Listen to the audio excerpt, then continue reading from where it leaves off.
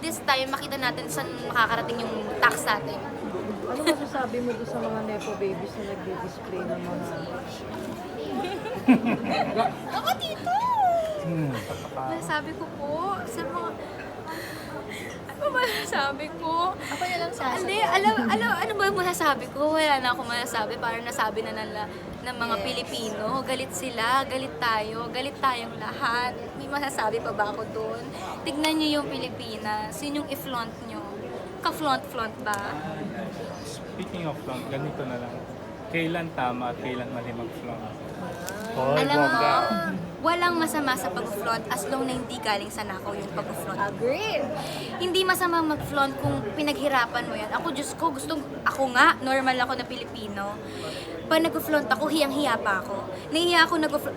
Imagine itong mga fina-flaunt ko, pera ko, pinaghirapan ko, di galing sa nakaw. Pero nahihiya ako kasi feeling ko makakasagasa ako ng tao. Feeling ko, sobrang insensitive ko for posting something. Pinaghirapan ko. Pero sila, di ba, they're just flaunting it left and right. So, magiging mali ang pag-flaunt pag hindi sa'yo yung pera. Siguro bilang birthday mo, Amika, ano yung message mo for your numbers? For all the blessings that you will receive right now? Ako, message ko sa kanya today is maghintay ka lang talaga. I know you're a patient kid. You're a patient kid. Like, talaga may pasensya kang bata. You're working hard every day. Pero I just wanna let you know na, and I wanna assure you, tulad ng lagi mong sinasabi, hindi talaga natutulog ang Panginoon sa kabutihan. May Christmas plan ba? Christmas plan, Since miss na miss mo na yung family, yung family ko po, makakauwi ka uuwi ba? sila. Ang plan ko po, pagsama-samahin ang buong pamilya ko dito sa Manila. Dahil nasa mga probinsya po sila, nasa US yung ano. Bala ko po pagsama-samahin sila sa Manila dahil sa Pasko po, napopromote po ako ng MMFF.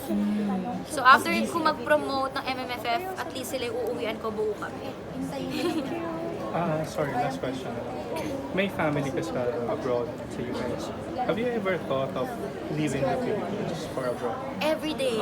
Every day, minsan po, pag sobrang pagod ko sa trabaho, ito po, hindi talaga na, I'm grateful sa lahat na nangyayari sa akin. Pero minsan, naiisip ko po na parang, ba't ko pa ginagawa to sa sarili ko? For example, pag nababash po ako, ganyan. Minsan sinasabi ko sa sarili ko, ba't ko pa ginagawa sa sarili ko to? Pwede naman ako umuwi. Hindi naman, like, totoo po yun na parang sinasabi ko sa sarili ko, okay naman yung buhay ko before. Why did I do this to myself? Na parang, pulutan ka ng taong bayan pag may nagawa kang mali. So bakit di ka na lang umuwi sa US, mabuhay ka na lang doon, mahal ka naman ng pamilya mo, kontento naman yung buhay niyo doon. Pero at the same time, alam mo, kaya din po sobrang importante ng mga charity work sa akin. Kasi sila po yung nagre-remind sa akin na huwag ka selfish, hindi lang para sa sarili mo yung ginagawa mo. May certain percentage ka sa lahat ng kinikita mo na para sa iba. So pag nag-work ka, you're not just working for yourself and your family, you're working for the people you're helping. Thank you so much. Thank you so much po. Mika, reaction mo lang na support kay River sa mga natatanggap ng mga bashers. Si River, alam nyo si River po, napakabuting tao. Isa po si River sa pinaka-close ko sa loob ng bahay. Mabuti niya talagang tao. And at some levels naman po tayong lahat mga tao, at some levels ng hate, hindi natin deserve. May mga level na hate hindi talaga natin deserve. Kung gusto mo lang sagutin, tamang desisyon ba o may pagsisisi pag may inaampalo ka? Ha? Pag may inaampalo ka, tamang desisyon ba yon? Or Depende po siguro sa pinanggagalingan ng. Depende po sa pinanggagalingan mo. yun na lang kasi Okay.